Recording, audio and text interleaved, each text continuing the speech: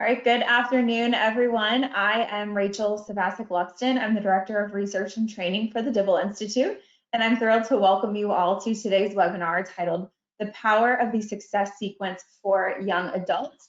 We're honored and thrilled to have Dr. Brad Wilcox and Dr. Wendy Wang here to present on this topic, and I'll introduce them in just a moment. But before we do, I want to cover some technical things. So if we can go to that next slide. There we go. So just again, a little bit of housekeeping things before we get started. If you can't hear the presentation, please go ahead and exit the webinar. The email invitation that you received should have a phone number, and you can use that to call in for the audio for today's session. The other thing we'd like, if there's something that's technically wrong, again, sign in and log, or sign out and log back in. That usually solves the issue. We want everyone to locate the hand icon, if you can, in the control panel that should have popped up when you logged in to indicate here if you are new to Dibble webinars. So it's just a quick poll. We want to see how many of you, by using the raise hand function, are new to the Dibble Institute or our webinars. Let's see. Okay. So for those of you who are here and are responding, it looks like about maybe a third of us, or a quarter to a third of us are new to our webinar. So welcome to those of you who are new to us. We're happy to have you here, and welcome back to those of you who attend more regularly. The other thing I want to point out is that any handouts in the question box are also going to be located in your control panel. We'll be monitoring the questions and saving all the Q&A for the end of our presentation, so know that we're paying attention, and we will get to those in the last about 10 to 15 minutes probably of today's session. Okay, now those are the housekeeping things. The other thing we want to do, especially since some of you are new to us, is give you a little background on the Dibble Institute. You may be wondering how we got our name. So on this slide here, you will see a picture of Charlie and Helen Dibble. They're the founders of the Dibble Institute. Charlie did a lot of work with young people during his retirement, and he saw a lot of them having difficulties around their relationships, or when their parents were having difficulties in their relationships. He was seeing how that was impacting the children and the youth that he was working with. So he had this brilliant idea to translate research into different teaching tools that could then be made widely available. So the Dibble Institute is not a direct service provider. Rather, we develop research-based practices and make them available for people like all of you who are on today's session. A little bit more about us. We are a national independent nonprofit organization. So we have clients in all 50 states who are providing direct services utilizing our materials. Last year, based on our conservative estimates, we believe our clients reached over 115,000 youth based on the materials that they've purchased. So we're very grateful to all of you who are here doing this important work with young people. We are just so grateful and want to say thank you for all the work that you do. Another important point about us is our mission. So our mission is to help young people successfully navigate their intimate relationships through important information to help build their knowledge around relationship and skills-based practices. So we know that having these conversations really pulls a lot of levers with young people.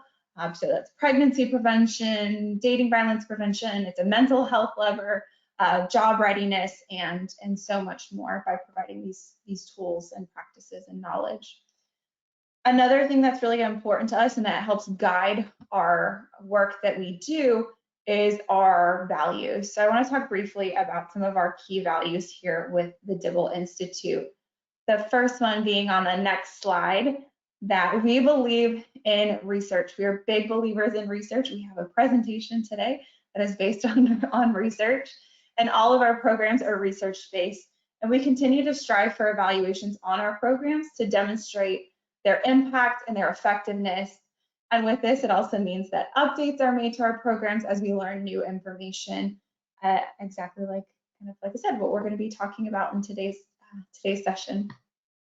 The other important value that we have, our core value, is that we believe in safe, stable, and nurturing families of all different family formations. And our goal is for young people to be in these families and to be raised in these families and to have access and the skills to navigate their relationships in safer and healthier ways. Our other value that I want to discuss, or our last one that I want to emphasize, is that we believe that relationship education is for everyone. All of us can improve our relationships, and we make sure that our programs are reflective of that and that all individuals feel included and represented in our programs. I know a lot of the times people leave a training or just after reviewing our programs and say that they're going to start implementing these things in their own lives. So it's great to see that really drives home this point that relationship education is for everyone. And this brings me to our webinar today, which is why everyone is here with all of us. I want to briefly take a moment to introduce our presenters. So like I said, we have Dr. Brad Wilcox, and if you want to come on screen, we can show your shining happy faces that we'll be presenting over these next 40 minutes or so. But Dr. Wilcox is a professor of sociology and the director of the National Marriage Project at the University of Virginia, and is also a fellow of the Institute for Family Studies. His research focuses primarily on marriage, fatherhood, and cohabitation. He has authored and co-authored books as well as numerous research articles. And we also have Dr. Wendy Wang, who is the director of research at the Institute for Family Studies. Her research focuses on marriage, gender, work, and how family is linked to individual success and well-being. Her work has been featured in the New York Times, the Wall Street Journal, and numerous other media outlets. She's a former senior researcher at the Pew Research Center and received her PhD in sociology from the University of Maryland. So with that, I'm going to go ahead and turn it over to Brad Wilcox and Wendy Wang. Thanks, Rachel, and thanks to my colleague Wendy for joining all of us here today. I'll speak, for a few minutes and then turn over the screen, so to speak, to Wendy, and then wrap up things briefly from the kind of formal presentation before we kind of have a broader conversation about this topic. So if we could kind of go to the next slide, that'd be great.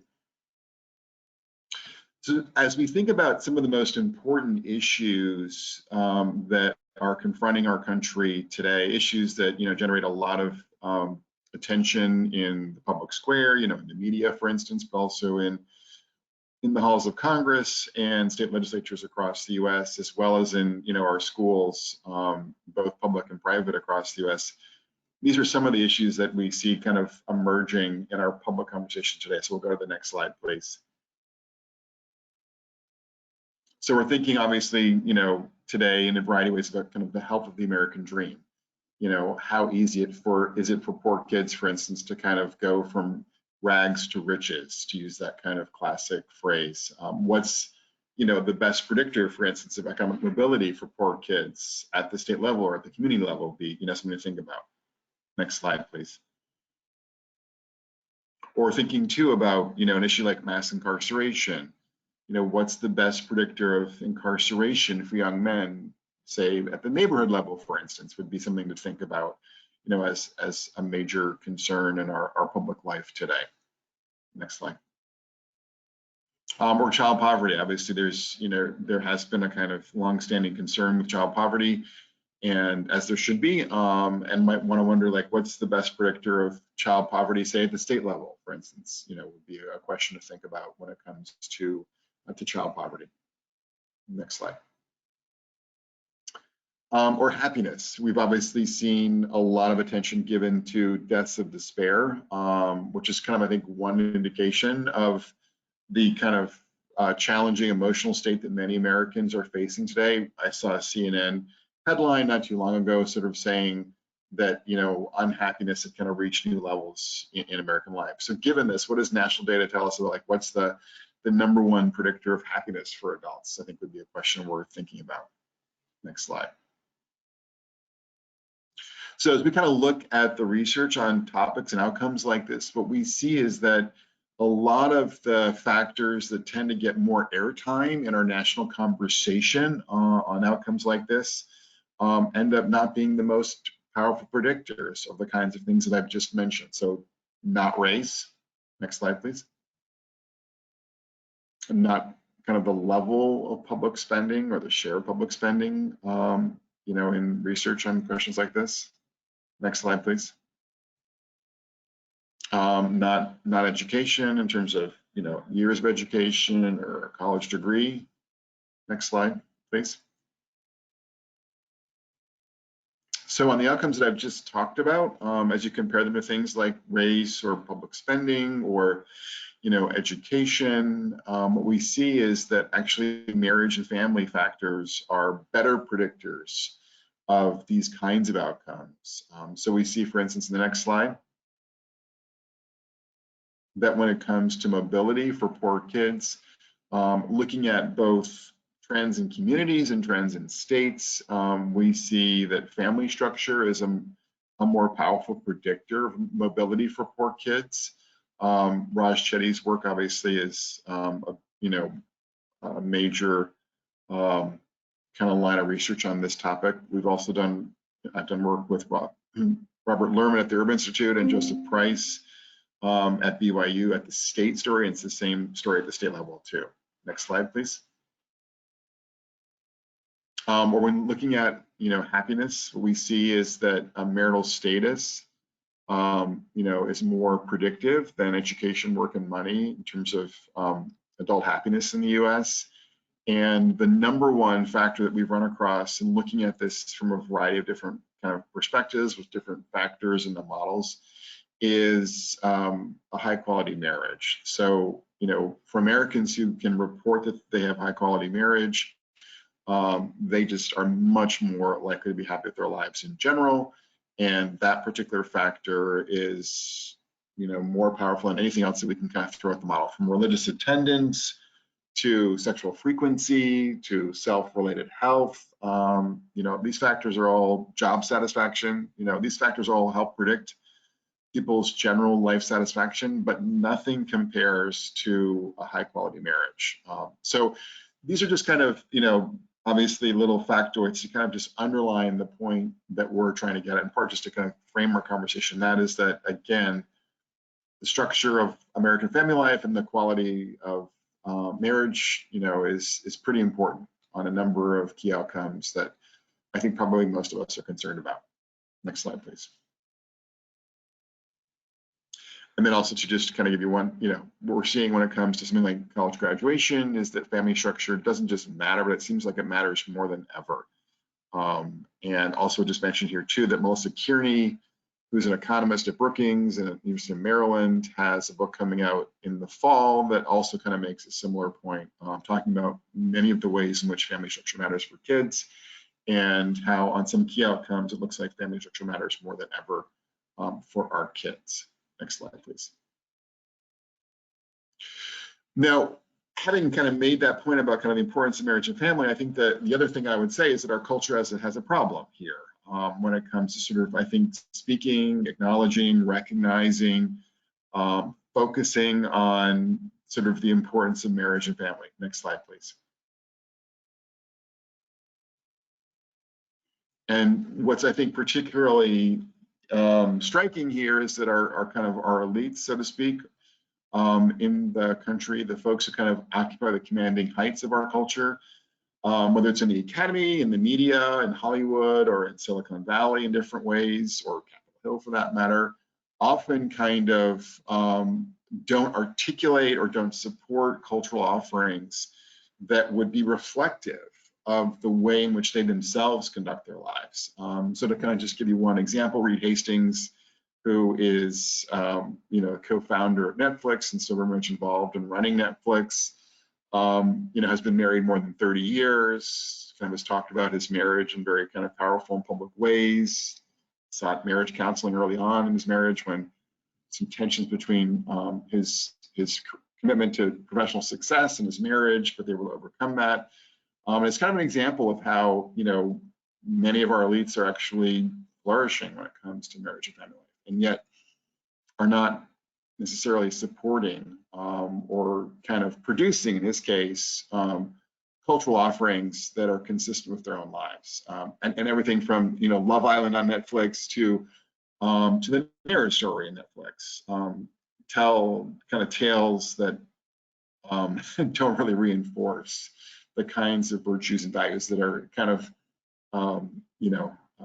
necessary to sustain a marriage, a family like Reed Hastings. Next slide, please. We've also seen this kind of not just with Reed Hastings in particular, kind of with California more generally. Wendy and I did a report on California, and what we were able to show in that report is that across California more generally, more educated Californians or Golden Staters have kind of values and attitudes that don't tend to kind of reinforce the importance of marriage per se in kind of public life. But when it comes to their own private lives, are very much inclined to embrace marriage as their preferred way of organizing their own personal private family lives. So kind of next slide kind of shows you the polling from California that Wendy and I did. So again, the point is that many of our elites, are not embracing marriage as a public ethic, and often even discounting or kind of devaluing or kind of denying its importance. But in their private lives, very much embrace it as a kind of grounding ethic about how they're going to organize their own approach to family life. And these two sets of figures kind of just give you the story in California on that score. Next slide, please. And so this plays out too, and obviously not just in California, but just across the society, the culture more generally. Our schools, our universities, our mainstream media, pop culture, again, tend to kind of underplay or devalue or deny even kind of the importance of marriage per se as a key institution in grounding and guiding adults' lives and family life with kids in particular. Next slide. And so that's problematic, right? Because what happens then is that too many of our young adults today are adolescents, or young adults in their early 20s, younger kids don't necessarily, especially if they're not being raised in more, elite contexts, don't always kind of appreciate the values and the virtues that are important for building and sustaining strong marriages and stable families. And there are obviously a lot of structural factors that are implicated in all of this too, things related to, economics, race, and neighborhood effects. We're by no means minimizing, these broader structural realities. But it's also the case too that, we've done research, Wendy and I have on this as well, that there are specific virtues and values that are associated with building and sustaining strong married families. And if our elite institutions and leaders are not kind of talking about them and not teaching about them, not producing entertainment that kind of, in some ways, honestly and realistically depicts these values and virtues, then I think it minimizes the opportunity that many ordinary young adults, kids have to, make good decisions that will sustain them and, lead them to a strong marriage and family life down the road. Next slide, please. So we, all of us, I would say, need to think about ways to do a better job of educating kids, young adults, about the importance of marriage and the kinds of virtues and values that sustain strong families in this country. And I've got a new book coming out in the fall that kind of sketches out some of these virtues and values. And I've been aided in that book by Wendy, and things like the importance of fidelity.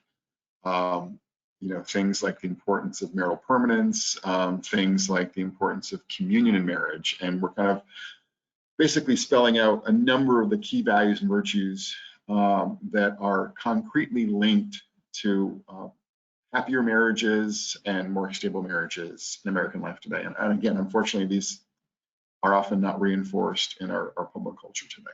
Next slide.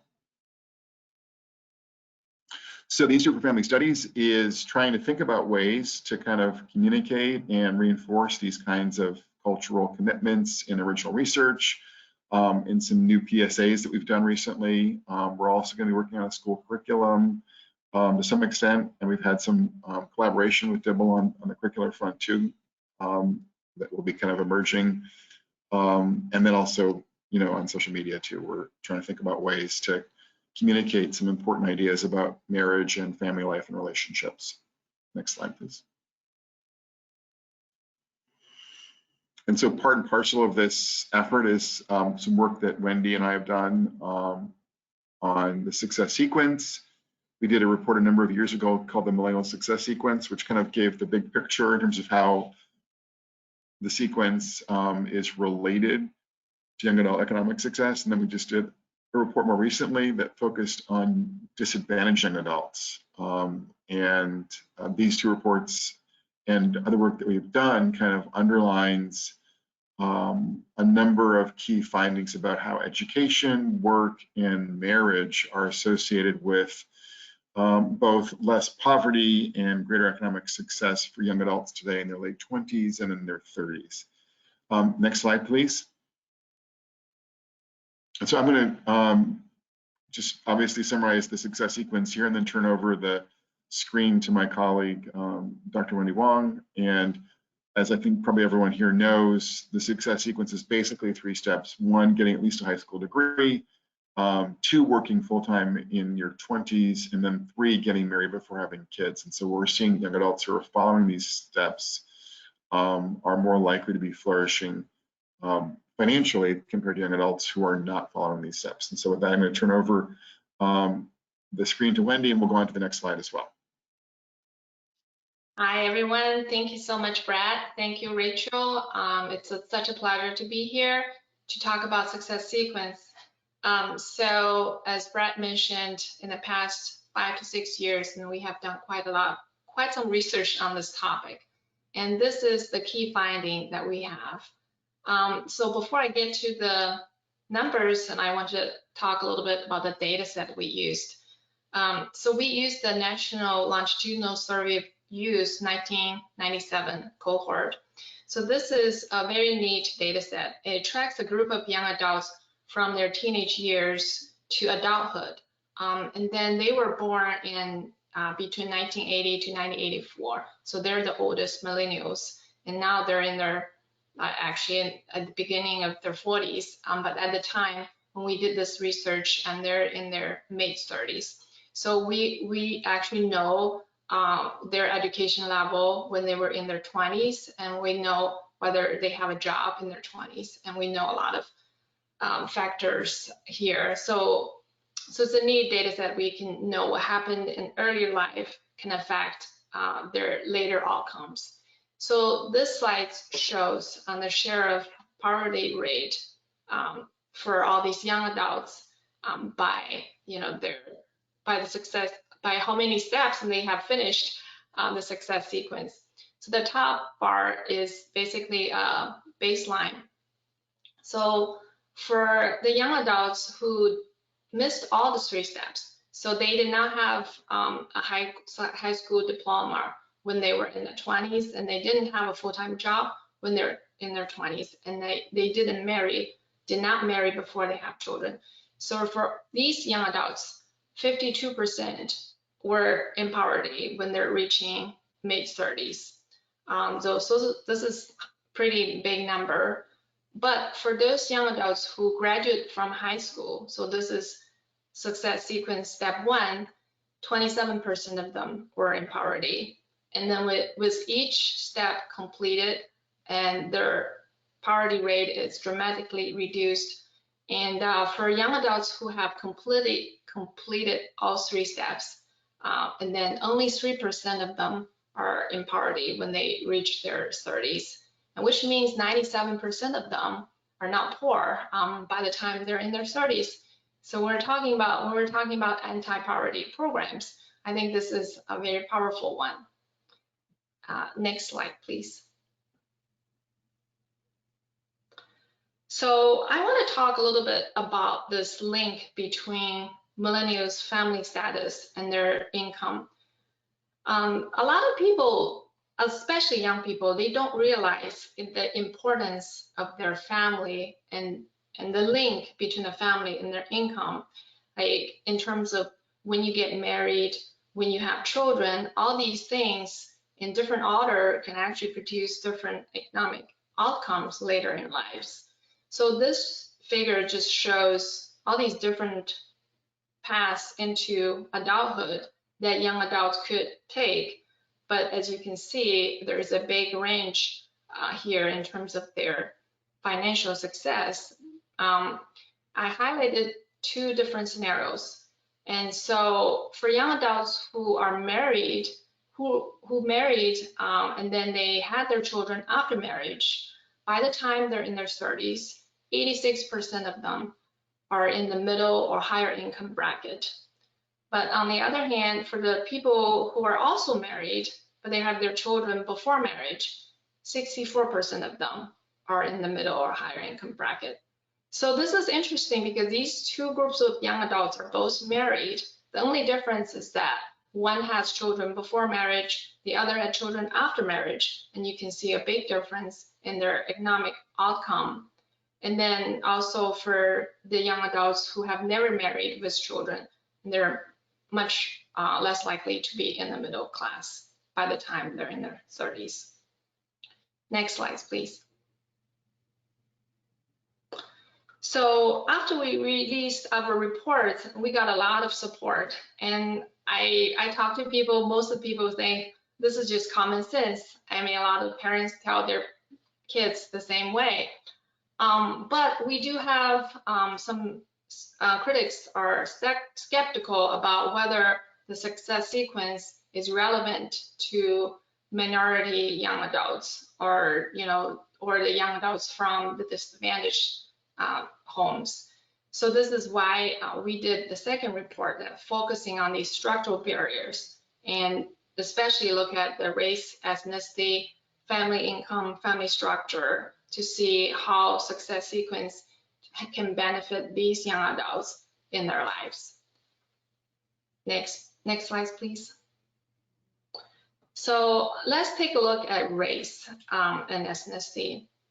This figure shows the share of poverty rate by race after the young adults complete each step of success sequence, similar to the previous one that I showed.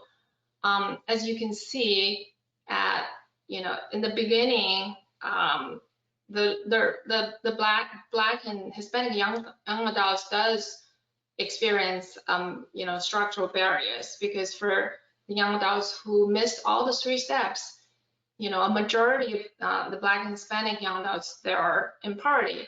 But for white young adults, only a minority are in poverty, even if they missed all 3 steps. But with them finishing each step, and you can see the racial gaps is becoming smaller and smaller. And for those who have finished all 3 steps of success sequence, and there's basically the racial gap is non-existent. More than 95% of the black and Hispanic young adults who follow the success sequence are not poor. This is a really stunning result. Next slide, please. So we also look at the income, and this is referring to the income when these teens and young adults grew up. And again, you see a big gap between young adults from lower income families versus those from middle or higher incomes when it comes to poverty rate. But again, for those who have completed success sequence, this gap is very small. So 94% of these young adults from lower income families who follow the success sequence are not poor by the time they reach their mid-30s. And this is very important because, we talk about the cycle of poverty. How do you get out of poverty if your parents are poor?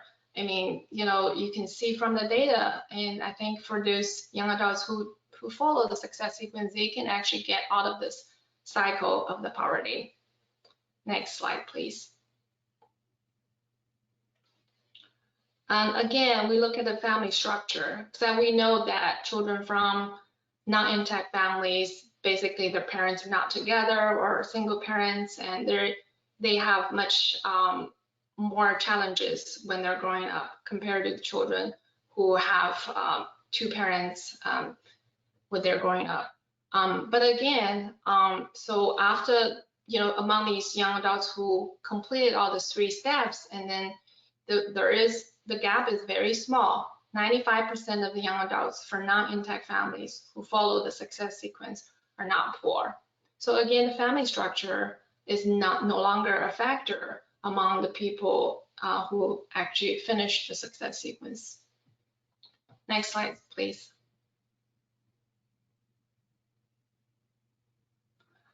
This is an interesting topic because, we talk about college education is very expensive, and a lot of young people are considering whether they should go to college or not. And then some of them probably don't feel like college is something they should go for. And so we were wondering, for young people who only have a high school education but completed other 2 success sequence steps, what other economic outcomes? It turned out that having a college education plus the success sequence also make a pretty successful life. And as this figure shows, for these young adults who only graduate they only have a high school education, but had a full-time job and married before they have children, 95% of them were not poor by the time when they're in their 30s. Next slide, please. So we are social scientists. A lot of times we always wondering whether it's the behavior itself that make a difference or there's some other factors are in play.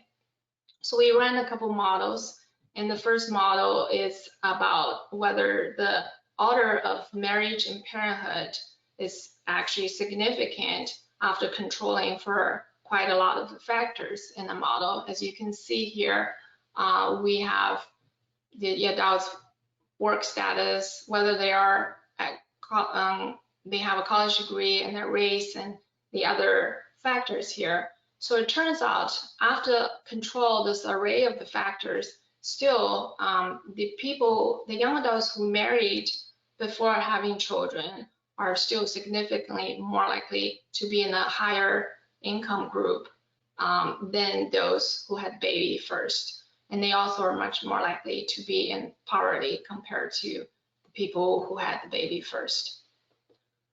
So next slide, please. Again, this is a similar approach. So we are controlling for an array of variables to see whether success sequence still holds significance when predicting the economic outcomes for young adults. As you can see that, even after control of these factors, the young adults who missed the success sequence steps are significantly less likely to be in the middle class and more likely to be in poverty. If you see the coefficient, if you can see the coefficient here, it's basically their chance of being poverty is like 10 times higher than the young adults who completed all 3 steps of success sequence. Next slide, please. So in conclusion, follow the success sequence is associated with a dramatic increase in odds that disadvantaged young adults are financially flourishing in their 30s. We have found 94% of them have avoided poverty in their mid 30s when they complete the success sequence, and 80% of them reach middle class or higher. And as the data has shown, this is a proven path for young adults, especially disadvantaged young adults, to be out of the poverty and achieve success in their lives. So with that, I'm going to turn to Brad for some action steps.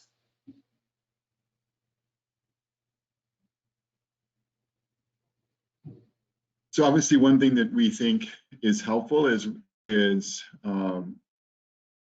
curricula that articulates the value of the success sequence, and that's certainly part and parcel of the work that the Dibble Institute does, and they have incorporated the sequence in some of their curricula. So that's, that's certainly a major part of our conversation potentially today. And next slide, please. We also obviously need to think about reaching young adults and teenagers who are online in pretty profound ways. And we have produced a number of videos that have garnered hundreds of thousands of views on the success sequence. And you can find those on our website on this particular topic, and that address is success-sequence.org, as this slide indicates. Next slide, please. Of course, I would also say too that we think on not just the sequence, but obviously kind of on the sort of value of marriage more generally. Both kind of the media and our pop cultural producers could do a better job of. And we're not looking here for sort of treacly, rose-colored cultural offerings, but really kind of just more, stories in terms of television, movies, and media coverage that would just do a better job of accurately kind of conveying kind of how much marriage especially matters for the welfare of both kids and adults and communities more generally. And we think that would be helpful too in kind of both kind of advancing the conversation, but kind of equipping young adults and kids to realize how important this core institution is in their own lives as well. Next slide. And all of this, whether it's curricula, whether it's PSAs, whether it's, better offerings from Hollywood and, and the media, we think are kind of important in bridging a fundamental family divide that's kind of played out in this country, where about 90% of kids who are being raised in the upper 2 quintiles are being raised in married parent families, and only about half of kids who are being raised in the bottom 3 quintiles are being raised in married parent families. And so we think that we should be thinking about a range of measures, including cultural ones, but also, of course, economic and other structural measures that would be, helpful in helping to, make it, the case for our future that kind of, your parents' class, your parents' race and ethnicity, region, but also kind of cultural orientation would not be so heavily linked to your odds of being raised in a married parent family. So we're hoping that the success sequence in a variety of different contexts, from school curricula to PSAs, can be helpful in helping to bridge America's family divide that now characterizes our country. So with that, I think we're open for comments and questions, and we welcome your interventions now. Yes, we've had some questions rolling in the chat box. Sometimes it's nice. Sometimes we wait for a minute or two for them to flood in, but they've been coming as you've been presenting. So this is, we're ready to hop into these. So the first question is, and you started to speak to this earlier, Brad, but the influence of media and media coverage. Basically, can you talk a little bit more about how media coverage or lack thereof plays a role in society? Yeah, so as I mentioned, I have a book coming out in the fall, and have had the chance to look at a bunch of different media coverage on a variety of education stories and mobility stories in the Washington Post, New York Times, for instance, 2 leading outlets, and just kind of struck by how they've covered kind of kids' educational performance and attainment. They've covered, divides by class and by race and ethnicity, on these kinds of, a lot of these education stories, and also stories about mobility. And I've been able to kind of pinpoint stories that kind of focus in on, the way in which things like class and race and ethnicity are implicated in kids' educational attainment or young adults, mobility from, poverty to material success, but in those stories tend to just pass over the importance of either marriage or family structure. And of course, there are exceptions. In fact, one of the exceptions was written up by David Leonhardt, who used to head up the Upshot, which was the New York Times sort of empirical quantitative subsection, and he runs their morning newsletter for the New York Times, and he wrote a piece just sort of saying, there's this new study on poverty, and you'll see it covers this factor and that factor and that factor, and these are all kind of important. What you may not know is it also mentions that family structure was the #2 predictor on this particular outcome, and we tend to, in the media, overlook the role of family structure. And so I think David did a good job of kind of just honestly, calling out his peers in the media on this issue. So that's kind of a quick summary of the point. It's important too to just be honest about, so there are different outcomes, like when it comes to schooling, for instance. So in my research, what I find, for instance, is that oftentimes parental education is a more powerful predictor of kids' attainment educationally on GPA or college graduation than family structure. So it's important to be frank about that. But at the same time, on a lot of the social outcomes in our schools, like school suspensions, for instance, there's no question that kids' family structure is a better predictor of school suspensions than is their parents' education or their parents' income or their race or ethnicity. And that is completely missed, I think, in a lot of our public conversations about things like school discipline and whatnot. So again, on the social outcomes in schools, oftentimes family structure matters more than the kinds of factors like race or income that tend to get more attention. Thank you. And it sounds like we all need to be on the lookout for your book when it comes out to explore these topics further. Another question was about the second step in the success sequence, how it talks about full-time employment.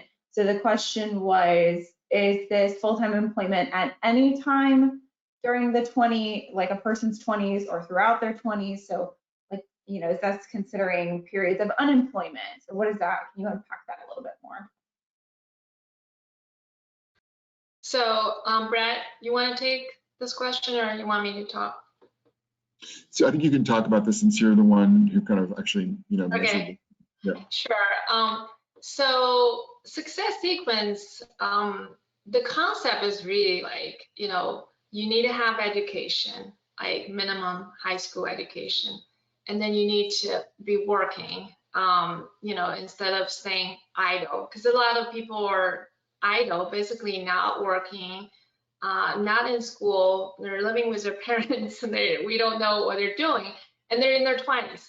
So I think the way we measure, because of the data restriction, we can't really measure at any time. So we chose like in their mid 30s, measure their full work status, whether they work full time at the time. So I don't think it matters if they're working when they're 21 or 22 versus like 28, but it's just the time point that we chose for this analysis, mid 20s, 25.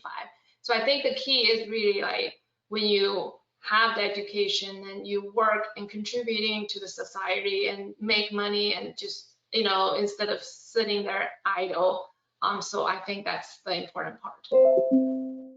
I would add also too that just there's been questions too about kind of what do we think about stay-at-home parents, for instance, on this work point. And the point we'd make there is that we think it's important, ideally to have, for a household, to have at least one worker. And so obviously if you have a stay-at-home parent or a parent working part-time, that's that's fine in terms of just thinking about the success sequence. But really more the issue is that in terms of families, there should be at least one worker helping to obviously or supporting the family financially is kind of the sort of takeaway for an ordinary person here. Thank you. We have about 2 questions that are kind of similar, so I'm thinking I can kind of collapse them. But we had questions about how youth homelessness or youth who are experiencing or having spent any time in foster care, how those experiences may play into the research that you've done, or has that been kind of considered in your research? So we haven't looked at foster care per se, but Wendy and I have looked at adoption, for instance, as one of the different kinds of family experiences and backgrounds for young adults in some of our research recently. And Nicholas Sill, who's also a colleague of ours, has kind of looked at adoption as well. I think he's also done some work on foster care. But it's certainly the case too that when it comes to kind of young adults' ability to flourish in one way or another, both in school and work, and obviously in terms of marriage and family formation, there's no question that we do see that young adults and kids who are adopted, and I think Nick Zill's work too, have been in foster care, are more likely to have difficulty when it comes to high school graduation, and also when it comes to being attached to labor force on a full-time basis. Also more likely to have kids outside of marriage or before marriage. So also more likely to be incarcerated too. So, and I think it's just kind of important to, to acknowledge here that certain structural contexts, including family structure, make, following the sequence more difficult.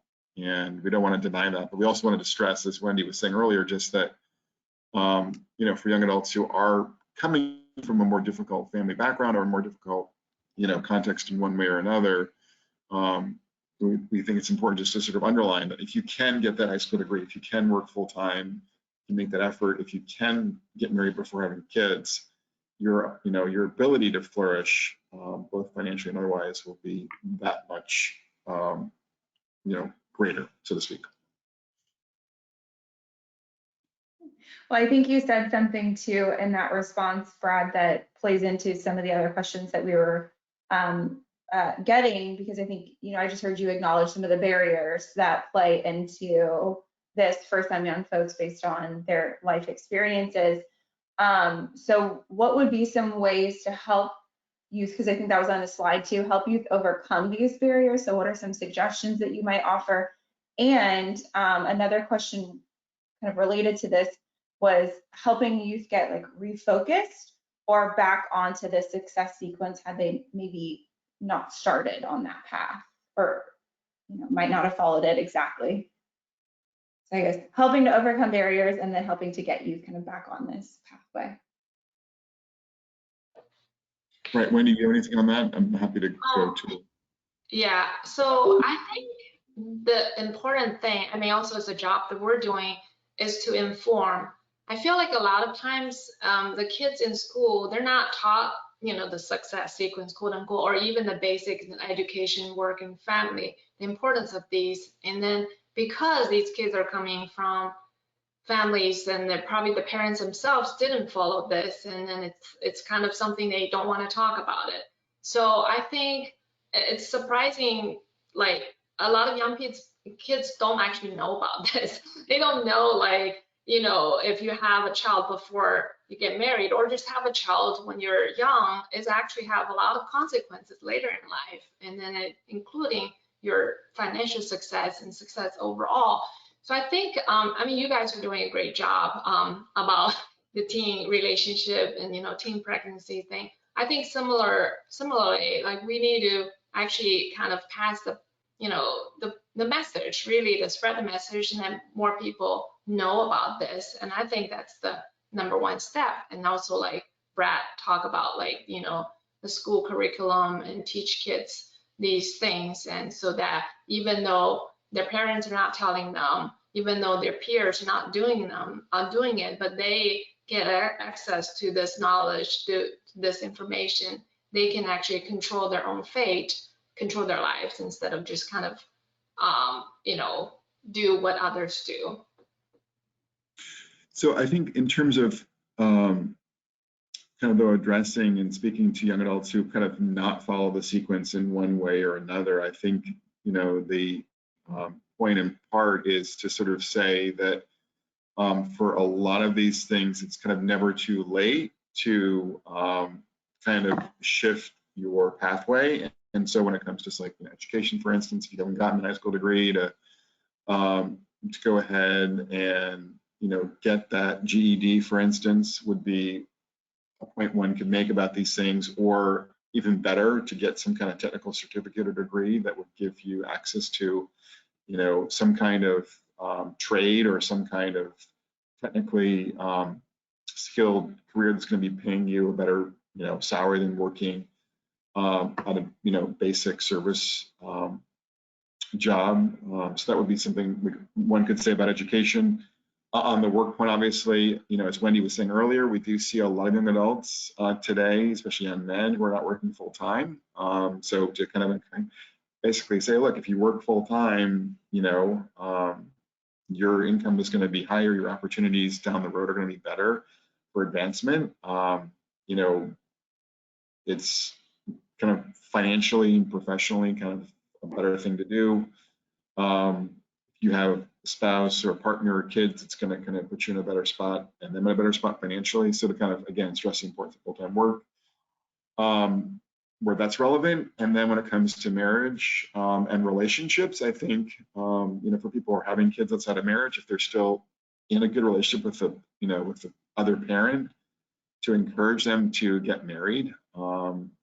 If it is a good relationship, recognizing that marriage is, even for folks, there's good research showing that people who have kids outside of marriage but go on to marry are more likely to be stably together, long term. So that's, I think, worth kind of underlining for them. And folks who kind of moved beyond, the other parent for one reason or another, to kind of just sort of say to them, as my colleague Andrew Cherlin has mentioned, he's a sociologist at Johns Hopkins, that like it's important to kind of take things slowly in the next relationship. And what we see across the board in research on relationships is that kind of moving slowly, both emotionally and physically, is predictive of establishing a better relationship down the road. So if you've kind of, if you've had a bad experience, gotten divorced, or, broken up with someone who is the parent of your child, then the idea here is like taking the next relationship slowly. I think across the ideological spectrum, Andrew Cherlin's more on the left, I'm more on the right, obviously. There's a kind of common recognition that one thing we can tell young adults is that kind of in your next relationship, you'll be better served if you take that new relationship more slowly in terms of making good decisions that will be good for you and any kids that you might have in the household as well. Thank you. So I think too, something that you kind of said and started to go into, Brad, plays into another question that we received, was about this emphasis on marriage.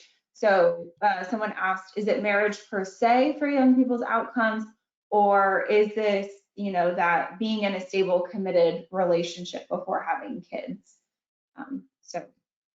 So what makes marriage the key, I guess, is what it sounds like. So, I mean, I think it's just important to sort of be very honest in terms of saying that, it's not just the United States. This is kind of like a cross-cultural, trans-historical point, right? That if you look at Kenya, if you look at, Nigeria, if you look at Egypt, if you look at China, if you look at India, all these societies have this thing called marriage. Now, obviously, it looks different in each of those societies, and different tribal contexts too in some of those places as well, right? But they have in their own ways kind of, I think, recognized that having a ceremony in front of, kin and in front of friends, having norms and customs, often having laws governing this thing, which is marriage, is a way of reinforcing the very things you just mentioned, Rachel, commitment and public recognition too, obviously. So I think there's just no question that for the average person, marriage is the gold standard. And we should be honest about saying that.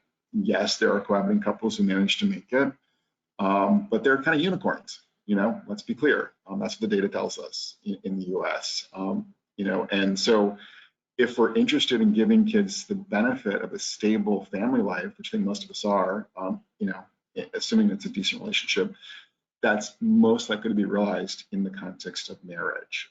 And what's striking to me in talking to ordinary couples who've cohabited and then married and got kids is how much the kids the kids really value their parents' marriage. Like they are so happy when their parents put a ring on it, get married. Like they know it's different. They know that this is kind of like an indication of, you know, their parents kind of making this step towards commitment, and kind of it just sort of puts things in a different status and light for them as children. So yeah, so I think yes, I know people who've cohabited long term. I've got students at UVA whose parents have cohabited long term. They're out there, sure, but for the ordinary adult, the ordinary kid, there's just no question that marriage is much more likely to kind of deliver that stability and commitment. And as a symbol to friends and family, that's really important for folks too.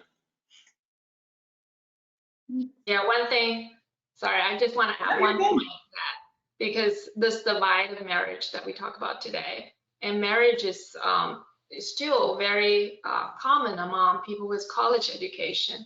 So we're talking about, you know, the best educated, the most wealthy people today are married. And unfortunately, the people who are less educated and poor are actually less likely to be married. And so that's the issue here. So marriage obviously benefits, and that's, you know, that's why our elites are married.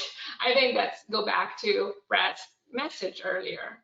So we do need to tell the truth about the marriage. I think we have time for maybe one more question at this point.